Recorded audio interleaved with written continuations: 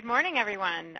This is Ellie Feit from the Wharton Customer Analytics Initiative, and I'm very pleased today that we can bring you what is the second of our practitioner-oriented webinars. So today we'll be talking about marketing experiments from the basics to the cutting edge.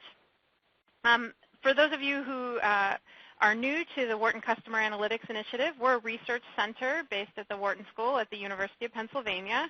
And as many of you know, our kind of key research activity is bringing companies and academics together to do research related to the sort of overwhelming amount of customer data that is now available to companies.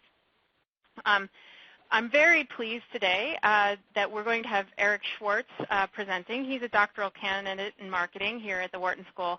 And he's done some very exciting work that I think is really in the spirit of the Wharton Customer Analytics Initiative, real cutting-edge research that he's actually been doing collaboratively with a company. And he'll tell you more about that later.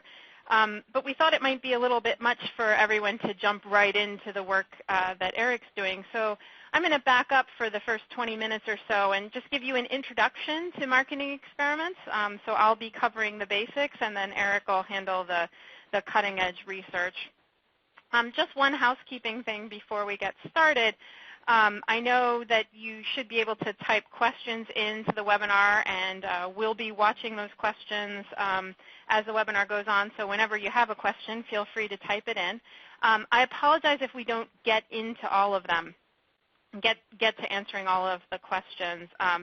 We have actually a pretty large audience today. There's over 200 people on already, so it might be a little difficult for us to get to every single question out loud. So anyway, we'll try to get to as many of those questions as we can. So let's get started. So I'm going to just talk a little bit about the basics of marketing testing and basically A/B testing and multivariate testing. But before I get into that, let me kind of put testing in marketing in a little bit of context. So I have a sort of 3-bullet history of experiments in business practice.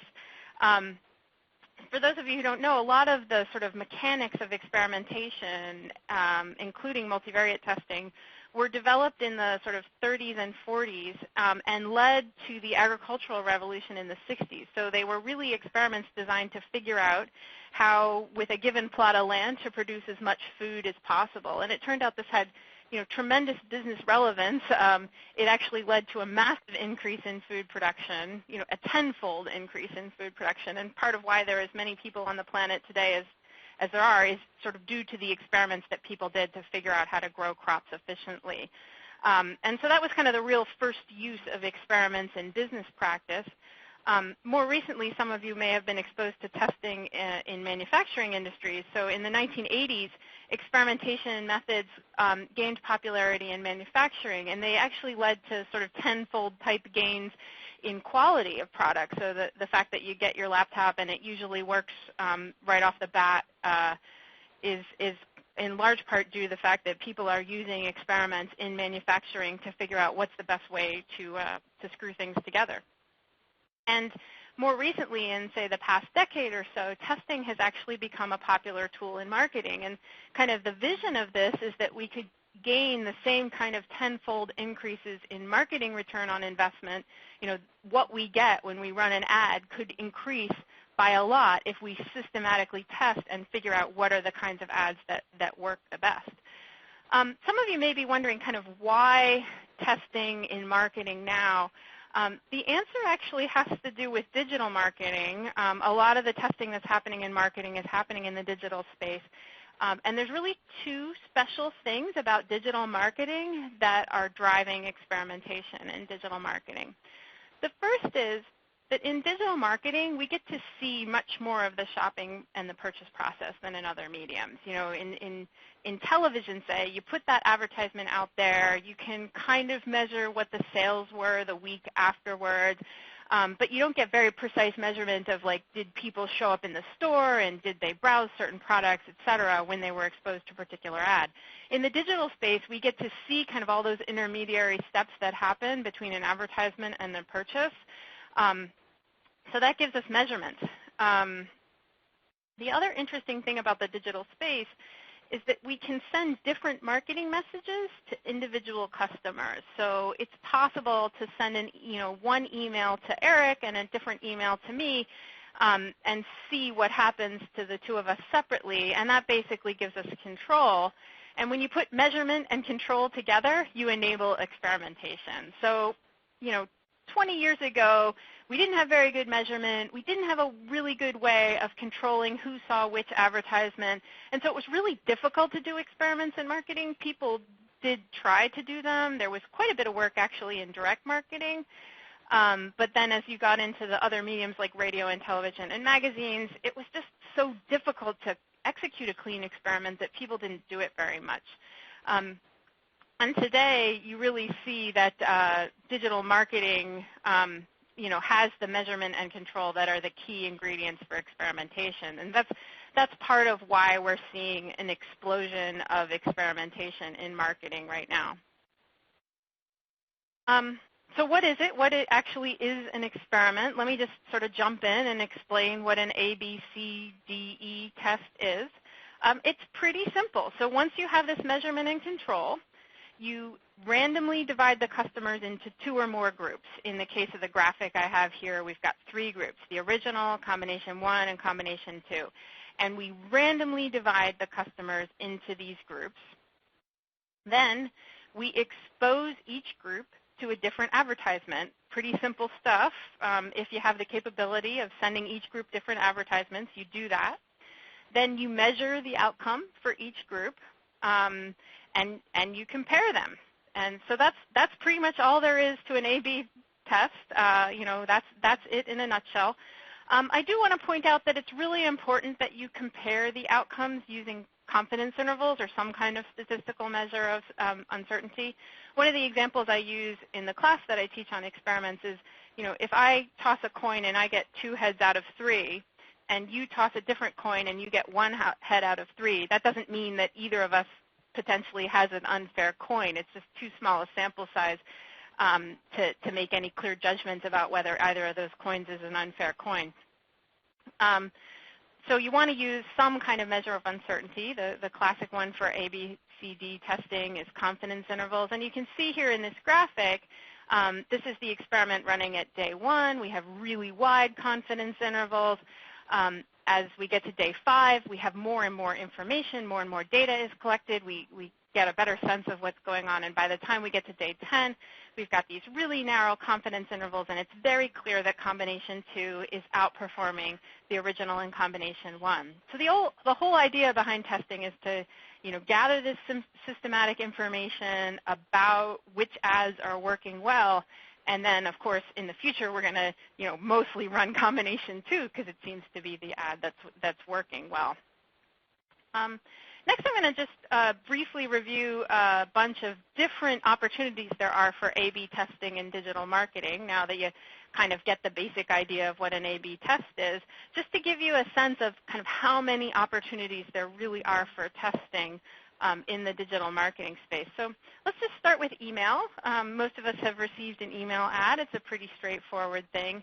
There are so many testable features to an email.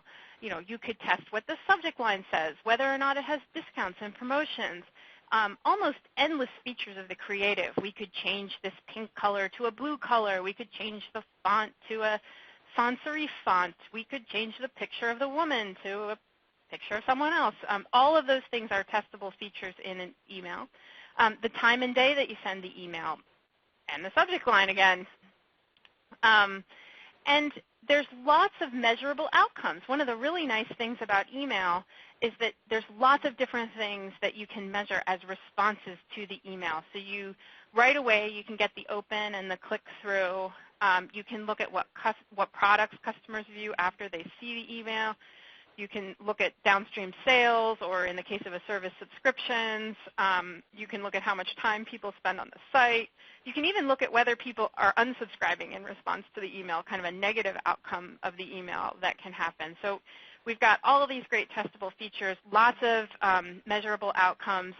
A lot of times you'll see an effect on an intermediate outcome, like open and click-through, that there'll be sort of too much noise in the data to see it happening at the sales level. So that's one of the reasons why having these kind of intermediate variables can actually improve your experimentation program a lot, because you can kind of use these intermediate variables as sort of proxies for what's going on and get a better picture of how the advertising is affecting your customers. Really, everyone should be doing testing who's sending out emails. If any company is sending emails, it's really simple to do this kind of A/B testing. It's just very easy to control, and I kind of feel like everyone who's sending an email should be testing their emails. Let's move on to websites. So that's another sort of form of marketing that you have, is your website. It could be an online store. It could be an online brochure.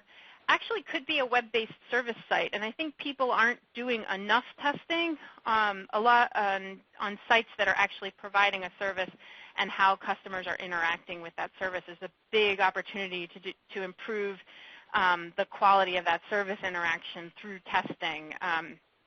The focus tends to be on acquisition channels and kind of the marketing piece of this, but also in the service delivery, there's a lot of opportunity for testing. On your website, there's kind of the same sort of slew of testable features as you might have in email. So there's the headlines and the call to action and kind of all the interesting things about the creative, and the same sort of set of measurable outcomes, the sales. A lot of people use measurements of kind of intermediate steps in shopping, like putting a product in the cart, which is kind of a measure, the time on site, the churn, kind of all those types of things can be measured. And it's also pretty easy to execute a test on a website. It takes a little bit of more coordination, say, with your IT department. But because we usually own and run the target website, it's usually easy to execute a clean test in this kind of environment. In fact, there's free tools out there. So it's pretty easy to use those free tools to, basically what you do is, as this graphic shows, you set up two completely different versions of your website, and as new users come to your website, you split them into two groups, in this case the A group and the B group, the blue and the green group, and you show them different versions of the website, and then you measure different outcomes of what people are buying or looking at on the website to see if you're driving the outcomes that you're interested in. So website testing is really a great area that people should be doing more of, and people are doing more and more of. Another opportunity for testing that actually Eric will talk a little bit about later is display and video advertising. So these can be pre-roll ads on YouTube or just typical display ads like you see here on Yahoo. There's also almost a billion things you might be able to test about a display ad, the creative, whether or not it has animation. When you get into display, now you also have to think about where is the ad placed relative to the publisher content that it's placed with. So you have to think about which websites is it being placed on and where is it being placed on the page. That's something that you could do some testing on. Also the target audience. So there is some control over which types of people are seeing your advertisement through some display networks, and you could do some testing specifically on which target audiences are responding well. Lots of good measurable outcomes. Click-throughs, you don't usually see a lot of action on click-throughs with display ads because people tend not to click on them at all, even if the ad is providing a effective message. But then you can look at whether or not the user ever visited the target website, so without the click-through, how long they spent on a target website, whether they ultimately purchased, and all the kinds of intermediate steps in the purchase process that you might measure for a website as well. The thing about display and video advertising, and I just pulled this graphic, which is the IAB's sort of graphic on what the display advertising technology universe looks like, it's extremely complicated, and a lot of people are making lots of decisions. Publishers are making decisions about which ads to show, and so it can be hard to execute a clean test because when you're measuring marketing ROI, a clean test really means splitting people up into two groups randomly and then exposing them differentially to the two display ads. And if the display network kind of gets in there and starts sort of screwing up that randomization, not because they're trying to ruin your test, but because they're trying to optimize from their perspective the amount of money they get for that advertising inventory. It just can be hard to execute a clean test. So not that I discourage people from doing it. Actually, Eric has done some really nice testing work in display advertising. It just requires more discipline around making sure that all the details get executed cleanly. And this is Eric here. Just to interrupt, we have a nice question about some of the difficulties of testing more generally, not on display and video advertising, but one participant is asking, A/B testing is useful, but sometimes the findings in one study are overblown for future uses. When should the trend be taken at full worth, and when with a grain of salt? That's a great question. And that really gets to kind of putting together a complete testing program. So just because you test something once doesn't mean, and you got good statistically relevant results that say that combination 2 is better, that doesn't necessarily mean that it's going to be better in the future. It could be that the users are going to change. It could be a different context. Just because a certain advertisement is working for Zappos doesn't mean that that same advertisement is going to work for, Amazon.com. All of those are kind of important issues. One of the things and I don't have a straight answer for that, but one of the things that we talk about in the class that I teach is about assessing the external validity of an experiment. So that just means how extensible, how much can I take the results of this experiment and apply it in another context. And there's no technical answer to that question. It's more just thinking through logically, is the new context essentially in the important regards the same as the context in which I did the test. But for those of you who are taking the class, that's kind of a favorite exam question of mine is, take the results of this test and describe to me, can we extend those results into these other settings? And the way we describe it is, what are the threats to the validity of this test in that other setting? All right, I'm going to keep going, Eric. So I have a couple more forms of advertising I wanted to tell you about. Sorry, I advanced my slide too far there. So moving kind of on from display advertising, we have to talk a little bit about search advertising. In search advertising, advertisers bid on how much they would like to pay for a click on their link, and the search engine decides which ads to show. There's lots of cool things you can test in search advertising: the ad text, the landing page, the amount you want to bid. And actually, as part of my class, the class designs a test and executes it live on Google. And so we have actually designed tests around all these kinds of features. There's lots of good measurable outcomes. I won't go through them all right now, but it's definitely possible to execute a test within search advertising.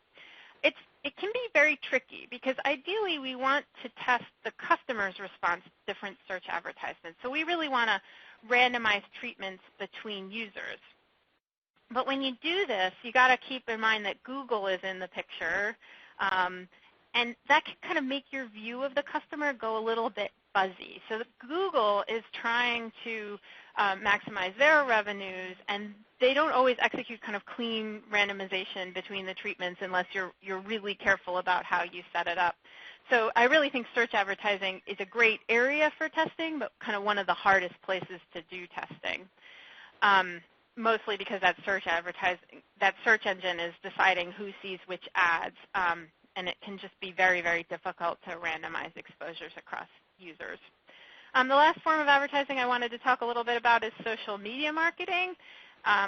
So you can get brand exposures through Facebook's fan pages and apps. You can get exposures to sponsored stories and Facebook display ads.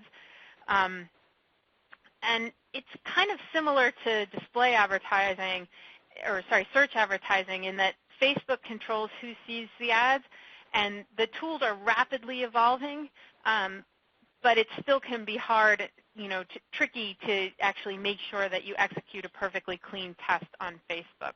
So I think this is a great area for people to be looking in the future, but like I said, it's just sort of a little bit tricky to execute that right now. So I hope you see we've kind of zipped through all the different forms of digital marketing there are and what the opportunities for testing are.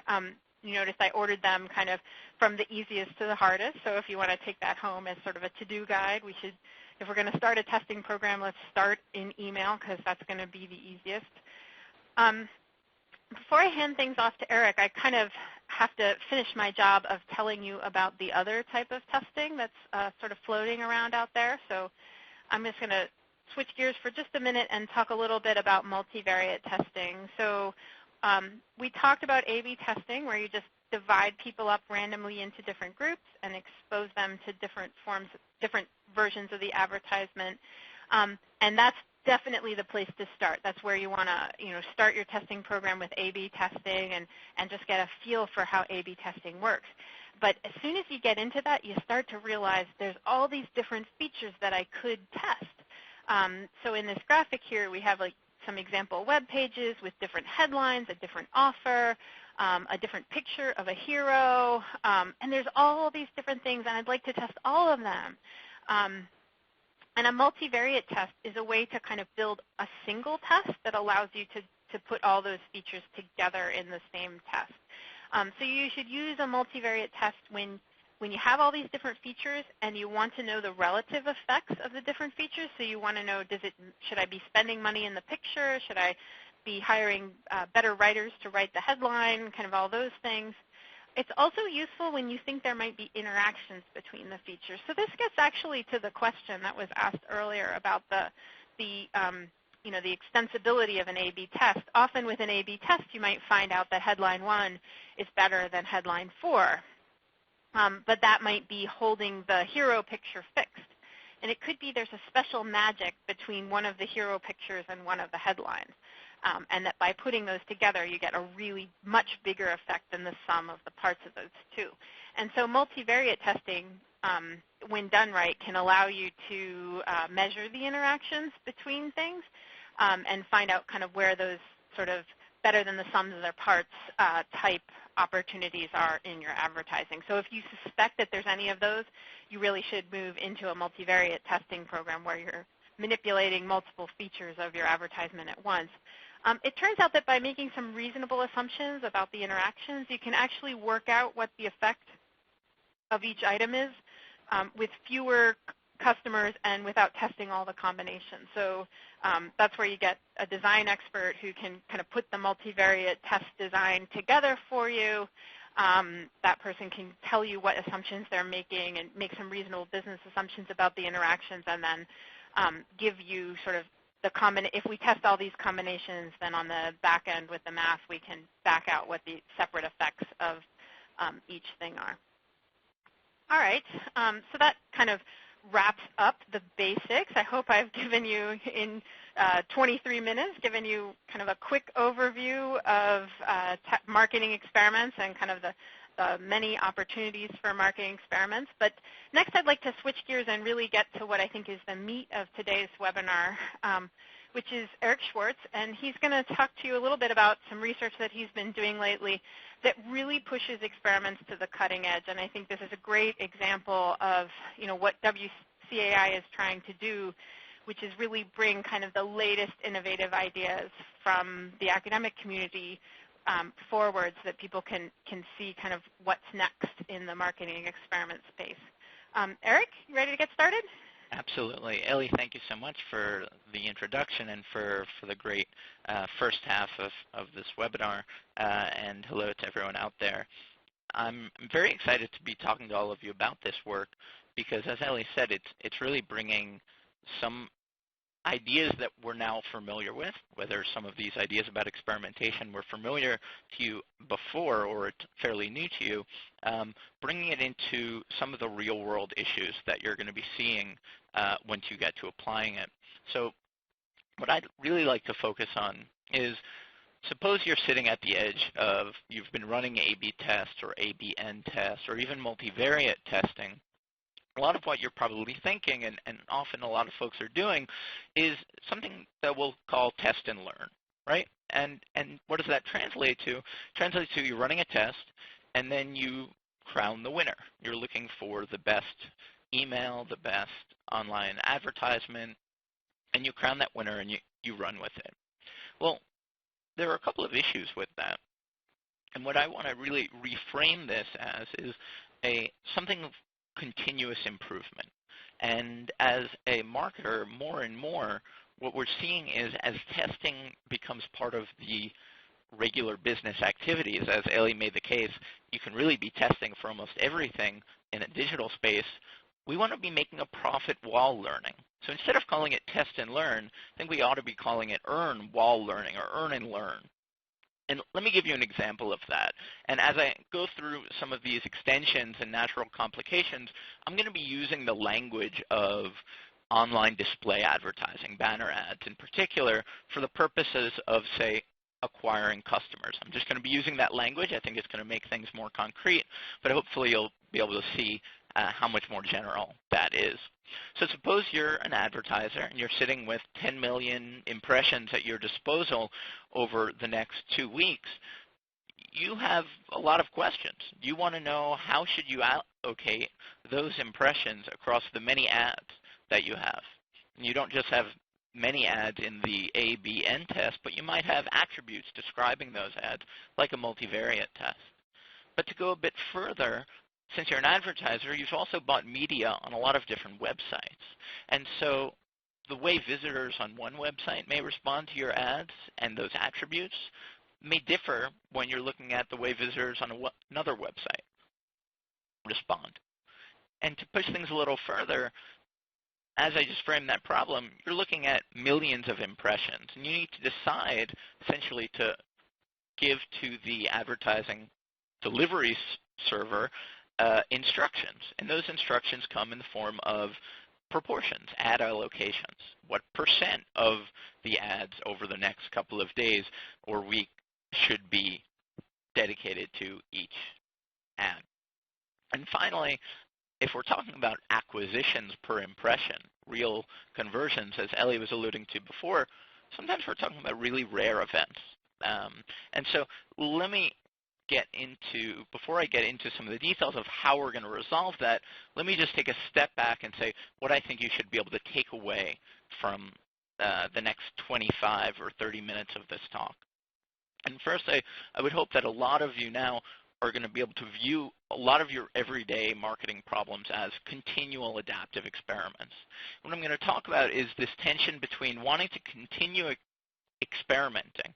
Some of you may already have it in your mind, well, how do I know when to stop the test and start taking advantage of that learning? When do I kind of make the switch from testing to earning, or learning to earning? That's this notion of an explore versus exploit dilemma. And it's well known in a lot of literatures, from statistics to operations to economics and computer science, something known as the multiarmed bandit framework. And we'll get into this in detail in a couple of minutes, but it's a stylized version of the following. Suppose you're a gambler and you walk into a casino and you look at several slot machines. Each slot machine is known as the one-armed bandit, and you really just want to make as much money as possible. And so we can think of each of our ads or emails as just different slot machines that we're trying to learn which slot machine might be best. And so, once again, this transition from test and learn to doing it profitably and earn and learn. So right now, I want to jump into an example. Now, these are just a couple of banner advertisements that you might see. They happen to be from a financial service company, ING Direct, which does a lot of advertising. And you might be looking at these three ads and asking the question, which ad brings in the most customers, which has the highest conversion rate? And perhaps before hearing this webinar, or just after the first half, you might run an ABC test. At the end of the test, you'll pick the winner and go with it. And that's this always be testing mentality. But one of the issues is, even once we look at some of the, say, confidence intervals around that performance, we're not really sure what to do about it. Are we sure that's really the winner? Should we give up on the ads that came in second place or were close to the winner? And also, you can see with these three ads, they're clearly attributes. Two of them are this orange concept. One of them is this green tree concept. 2 of them are square-ish, and 1 of them is tall. As Ellie was mentioning, there's a pretty complicated landscape in just ad formats. So you can see this is what we mean by attributes of ads, and they could be even more complicated.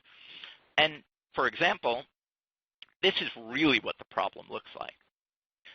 What you're looking at now is 12 different advertisements. You can see that there are 3 different types, formats, sizes of the ads, and then there are 4 different ad concepts, so creative executions that are running live at the same time. Further, there are many websites. So you may be asking, the advertiser has, say, 10 million impressions and needs to decide within the impressions that will be dedicated to, say, Yelp or to the Yahoo network of sites, how should we be allocating our impressions that we've already bought across these many ads? And to really try to do this, things start getting a little more complicated than the regular multivariate test. One of the reasons is if you were to just run that multivariate test, you might eventually get to learn what you want to learn, but you could get there a lot quicker. Why bother serving so many ads that turn out they're not the winner, and you could learn that sooner? So let's not leave money on the table, but let's really focus in on trying to start taking advantage of those learnings sooner. And that's what really the core message of this talk is going to be about. So what I'd like to do before diving into some of the methods is give you a sense of what analysts are often looking at when they look at the results of tests. Ellie showed something similar looking. Here's something that you might see. This is a snapshot from just a company that happens to provide a service for testing. You can see there's this big focus on the winner and the losers. Which combinations, these might be ads or websites or emails, which combinations look like they're the winning combination, which ones are still inconclusive compared to some control, and which ones perhaps are the loser. And this is well and good. This is using confidence intervals that many of you must be familiar with, but it doesn't directly inform action. And so what we're going to try to do is take this idea of just looking at past data and try to come up with and use this rich literature of what's known as the multi-armed bandit problem to directly inform what should we do about it. So we have results from an experiment, but how should we be continually adapting that test to make as much money as possible, to acquire as many customers as possible? So let me introduce everyone to the multi-armed bandit. Here are 2 slot machines. We've got the red one on the left, the gray one on the right. And what I want to be communicating here is that the vertical axis is just payoff, average payout.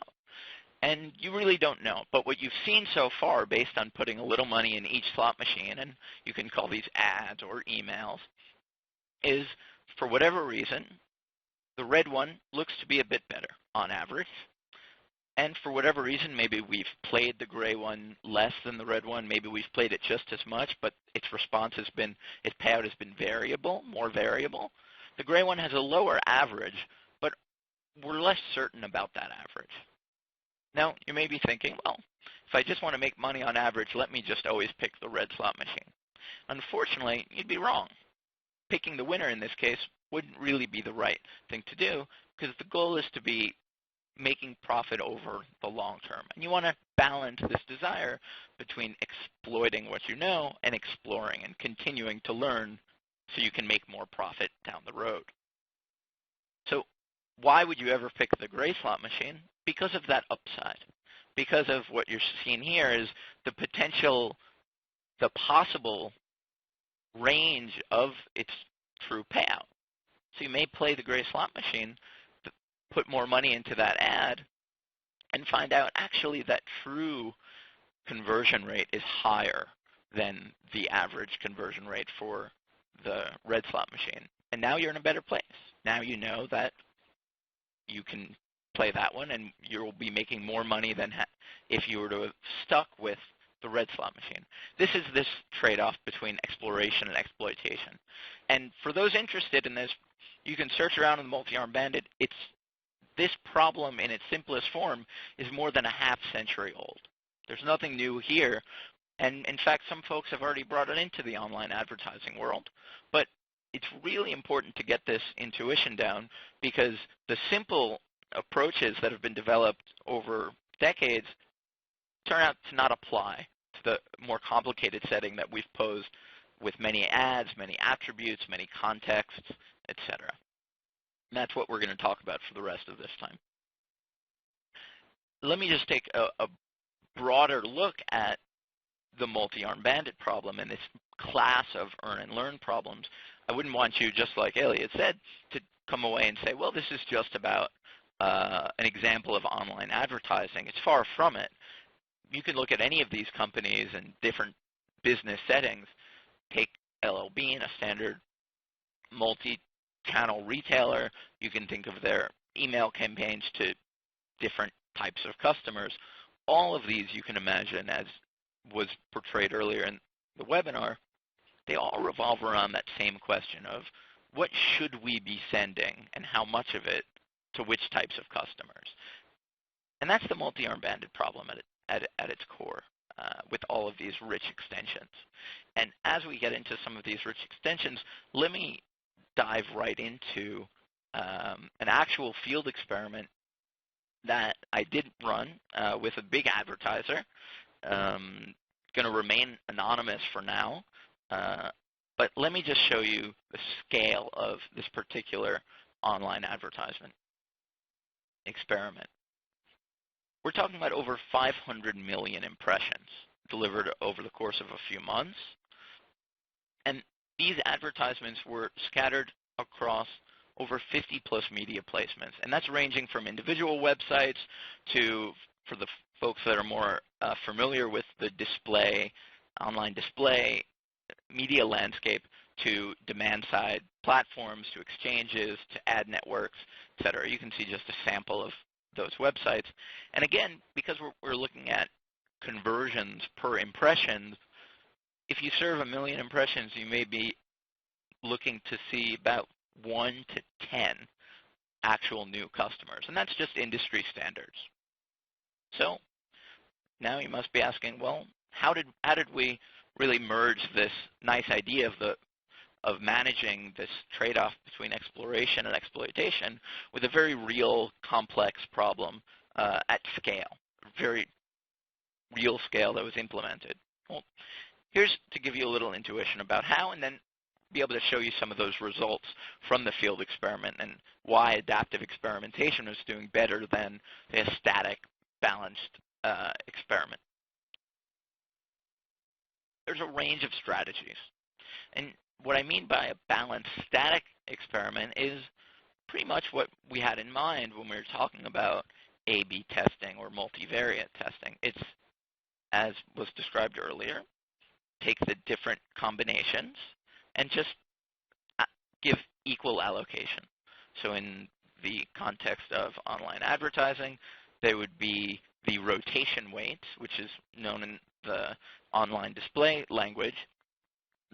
The proportions with which each ad is served through the delivery system is equal within each site.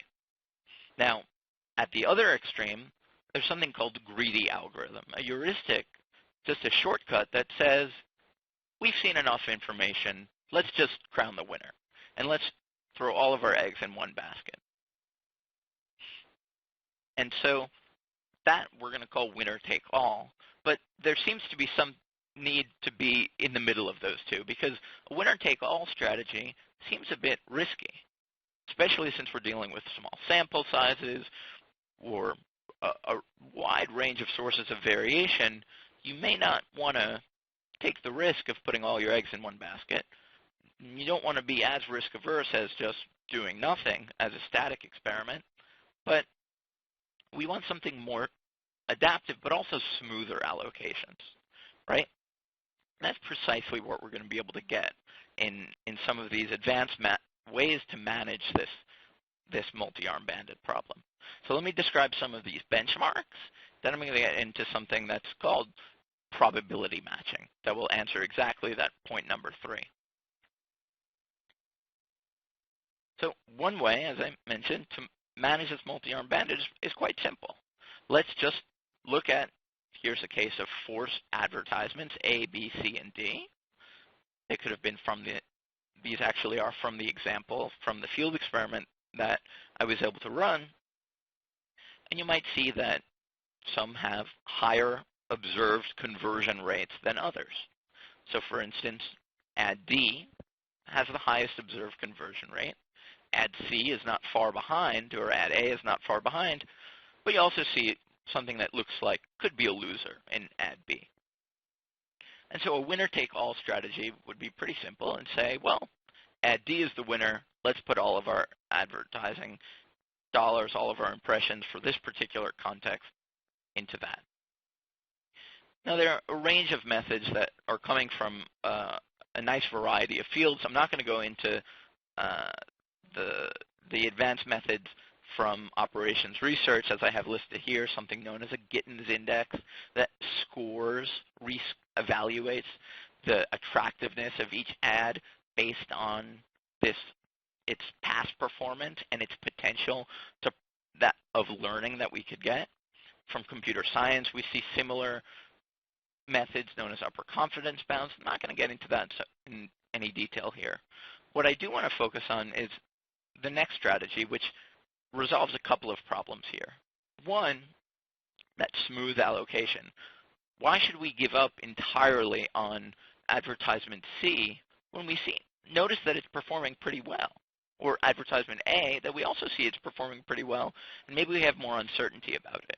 And should we really believe that advertisement B is not worth it at all to explore? And so perhaps we want something that looks a bit more like this. If you look on the right panel, you're going to see an allocation of ad impressions that's smoother, right? It's still favoring the best performers and taking some impressions away from the worst performers, but it's not giving up entirely. So you might ask, well, that's a nice idea, but where are these probabilities coming from? And that's where I really want to spend some time talking about right now. Behind this is a statistical model, a probability model of conversions in this particular case, based on impressions. And what's really important is to reconsider the motivating problem of an advertiser facing a big batch of impressions. The advertiser wants to deliver these impressions across its ads, but also wants to make that decision across lots of websites. So what I'm showing you here is just a snapshot of 4 advertisements on one particular placement where these ads might be served. Now, it turns out that, for example, in this particular placement, advertisement B saw no actual new customers acquired, didn't generate any new customers. Should we believe that the true conversion rate for this advertisement on this placement is a true zero, a true goose egg? Maybe not. And so it's useful to be sharing information across lots of the websites, to not look at this website in isolation, but to recognize that there's some hierarchical structure, that we have lots of websites and the same experiment is going on in parallel across each website. Just as when we're talking about attributes of ads in a multivariate testing context, we don't want to treat each of the ads in isolation. We want to understand the underlying structure of how do those differ. That's going to not only help us get to the answer faster, but it's going to give us a richer picture of what that answer really is. And so what you're looking at on the left is this box plot that's really showing what the model predicts to be not only the average performance, but also the uncertainty in performance. So it's a bit of a different picture than we saw just before, because now we can really see that while there are differences in the averages, there's quite a range of overlap. That purple ad is not looking that different than the red ad all of a sudden. And so the question is, if these, you might be looking at this as similar to those confidence intervals that we've seen before, but what should we do in the face of this? Well, this approach known as randomized probability matching is a known and actually quite a good performing way to manage the multi-armed bandit. And what's actually nice about it is it can extend to these complicated settings with attributes and multiple contexts where we see the effects of these attributes differ across contexts. But it's a very simple idea. As I have written, it's to allocate the resources to each of these ads in proportion to the probability that each one is the best. So if for some reason we believe that ad D we can estimate from our model that ad D in fact has a probability of being truly the best ad for this particular media placement is 53%, well then lo and behold we will serve it 53% of the time. Eric. Yes. We've had quite a few questions come in about sort of the practicalities of this, yeah. and since you did, work with the company to run this experiment, maybe you hadn't planned to talk about this, but maybe you could talk a little bit about the conversion rate. So you were measuring your key outcome variable here was whether someone actually signed up for a service. Is that right? That's right. So often what we see in a lot of key performance indicators for online display campaigns is click-through rate. Yeah, so someone had asked about click-through rate specifically. Sure. Well, in this case, the advertiser had previously been doing a lot of work based off of click-through rate, recognizing that what they really wanted to look at was conversion rate, because conversions turned into customers, turned into profit, and that's really what they wanted to be looking at to justify the media buy. And so then the conversions are done through some cookie tracking? That's right. And so in this particular context, and a lot of online advertising contexts, what advertisers typically use is a particular scheme of ad attribution that's handed down to them possibly by the Google DoubleClick for advertiser server, and that's tracked through cookies. So you'll be essentially handed the number of conversions, number of new customers that were acquired for each advertisement on each website based on the number of impressions that you delivered and were confirmed to be delivered on that placement. Okay. So it's cookie tracked with some display advertising network cookie tracking system. Do you have one of the questions about cookies was, there might be better and worse quality cookie tracking systems. I know this is a bit off the sort of track of your research, but is that something you have an opinion on? Yeah, well, what I do want to comment on, and I think this is more broadly a very valid question because it's raised to sometimes take down the results of testing. And one important question that everyone doing testing might want to ask themselves is there any reason to believe that the particular way of cookie tracking or ad attribution or way of measuring performance here, do we believe that it's going to bias our results in one way or another overall, or is it going to bias our results for particular ads or particular treatments? And if the question is it's just going to inflate the overall levels, then it's not that bad. But if the answer, because in that case, if everything's pretty much treated equally and you just care about eventually finding your way to the best ad in the best place, then you're still in good shape. Right, so you should always be evaluating the measurement scheme in terms of whether or not it's a threat to the validity of your conclusion. It may be inaccurate, Absolutely. But does it invalidate your conclusion that the purple one is a wee bit better than the red one? Does it change the eventual decision? Yeah, absolutely. All right. Yeah. We have another question that and then that'll be kind of the last question I think we can handle right now, but I'm just going to read it to you. I see that you've constructed a confidence interval. What if we don't have enough campaigns to construct such a limit to do the probability matching. Maybe you can talk a little bit about how you handle uncertainty when you have that, 2 heads out of 3 tosses sort of situation. Sure. You just don't have enough data. Sure, and this is precisely the context actually I'm working in. Though 500 million impressions might seem like a really large number, for those of you that did the quick arithmetic, if we're only getting success between 1 and 10 out of a million, all of a sudden those sample sizes don't look so big, especially once we divide that up into several advertisements for many websites. Now the sample sizes are actually quite small. There are a lot of zeros, as we see here. And so that's one of the benefits of adding in a statistical model, which, although it's a bit more sophisticated, can really aid the probability matching. Essentially fills in some of those gaps in data by sharing information across lots of different placements. And in statistics, that's just known as a hierarchical model. And with that, that's exactly how we're getting to the answer of how do we compute these probabilities for probability matching. And so this picture right here, I've taken the exact same box plots, I've turned them sideways and shown them as distributions.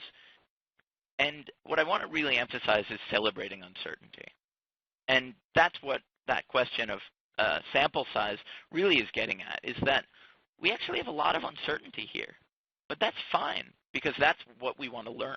That's why we want to learn. That's why we want to be testing.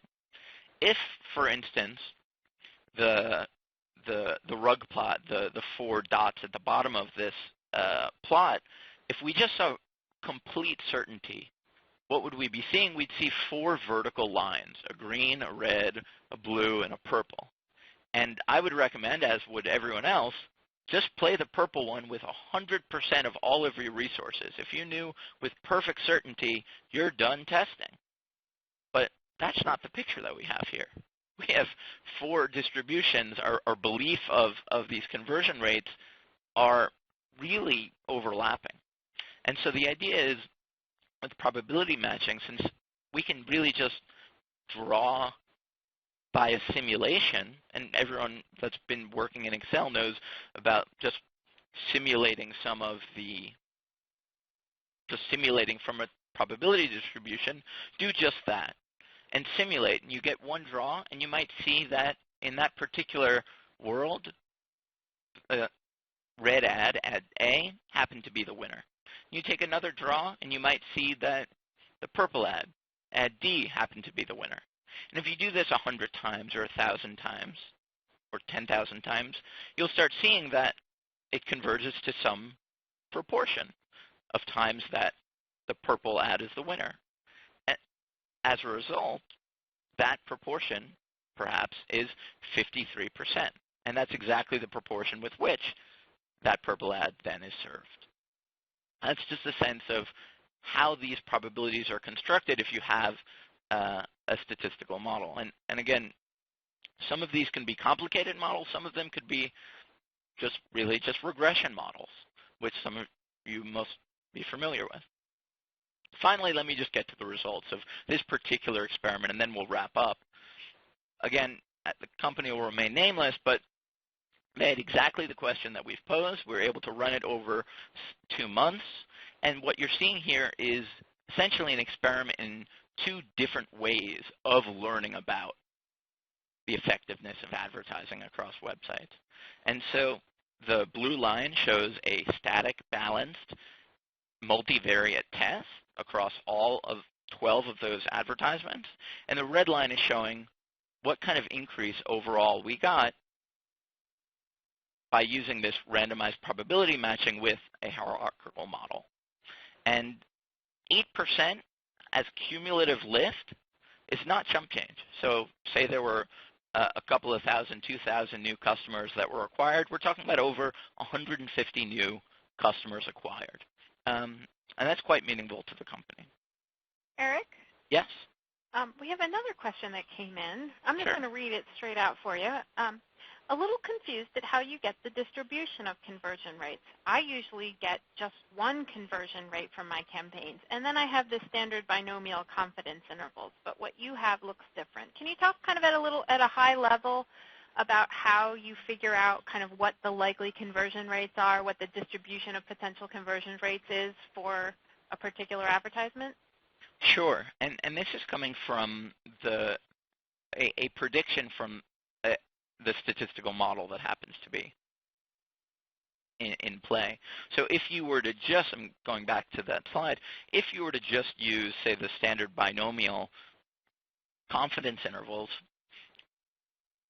I agree. You may not be seeing this kind of variation, especially with large sample sizes. Mm-hmm. But what's happening here is, again, we're really embracing the fact that there's many other sources of variation.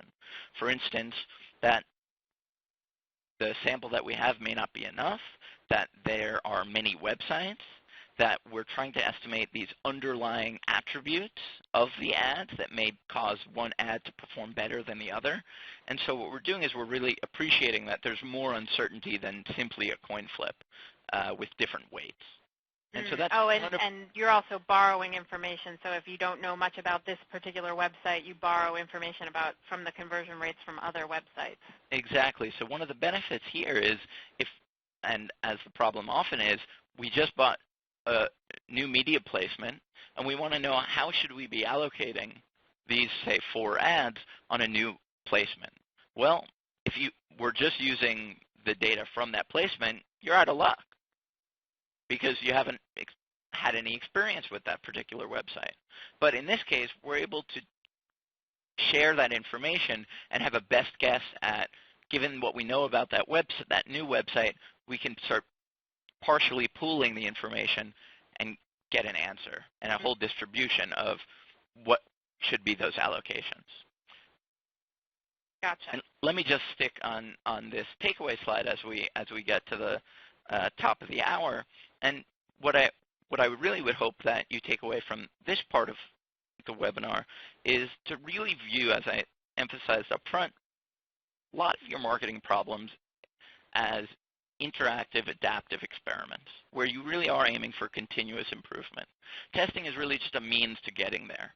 And so in doing so, you want to be testing profitably. And keep in mind this tension between exploration and exploitation, and look for this structure in addition to keeping your eyes out for this multi-armed bandit framework.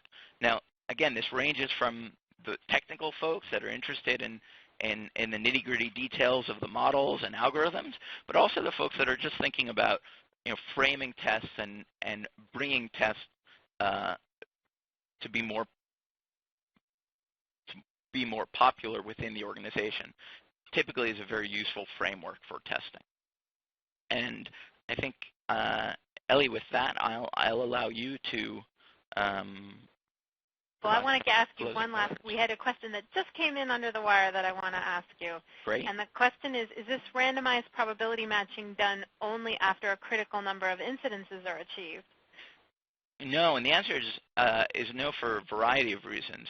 One is the person asking the question may be wondering, do I have to wait for statistical significance to start acting and using this algorithm? And the answer is no, because if there really is no difference, well, then the probability matching algorithm will be suggesting effectively 25%, 25%, 25%, 25%.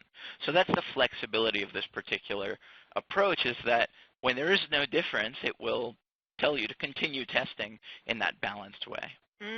Interesting. It's really interesting work. I really appreciate you taking the time to share it with us today, Eric. Just to wrap things up, we unfortunately we won't be able to get to any more questions. This presentation will be archived, so if you enjoyed it, you feel free to email it to your friends and colleagues, and they can register and watch it as well. Those of you who had sort of technical questions, when Eric eventually has a paper on this, is there a paper yet, Eric? Yeah, it should be coming up. I'll be posting it on SSRN on my website, and it'll be posted within a couple of weeks. So. Great. Well, that's the best place to get the technical details, and we'll put it on the WCAI SSRN working paper series as well. So you can subscribe to that working paper series, and for those of you who want sort of the nitty-gritty technical details. Another way to get involved with the Customer Analytics Initiative is to become a corporate partner of the initiative. So our corporate partners collaborate together with academics like Eric, and if you're interested in that, feel free to contact me. If you're just interested in sort of in more information about what we're doing as a center, just go to that website and register for our newsletter. We're actually actively seeking out new ways to bring some of the research to life and to the practitioner community. So, you know, we're going to try this. We'll be trying lots of other things, and we appreciate your feedback on all these things that we try as we sort of figure out what's the best way to really bridge the gap between what academics were working on and what is valuable in practice. I think you'll find that this is a great example of a research project that's just tremendously valuable to people who are working in practice, both in the just sort of the conceptual level of thinking about approaches to experimentation that are earn and learn, like Eric said, but also in implementing the nitty-gritty details of the algorithms that Eric is working on. And Ellie, I wanted to, before we close, there's been a couple of questions on how participants can gain access to the slides or be able to watch this webinar again. So I said at the beginning that the webinar will be archived, so you can just register for it and view it, or if you've already registered and are watching now, you can view it again. So. Great. Well, thank you, everyone. Thank you. It was a great webinar, and I look forward to hearing from everyone. Bye-bye. Bye-bye.